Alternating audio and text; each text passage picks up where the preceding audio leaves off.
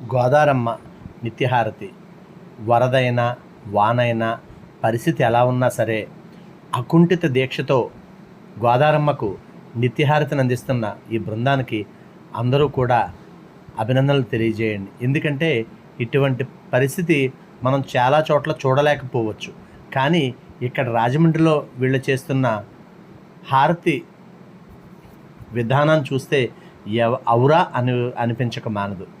So ప్రతి ఒక్కరూ కూడా వీరికి నగర ప్రజల తరఫున కృతజ్ఞతలు తెలియజేయండి. విషసర్పాలు వస్తున్నా సరే వాళ్ళు ఎట్టి పరిస్థితుల్లోనూ కూడా ఆ హారతి అనేది ఆపడం లేదు. అక్కడ చూసిన వాళ్ళు ప్రత్యక్షంగా చెబుతున్నారు.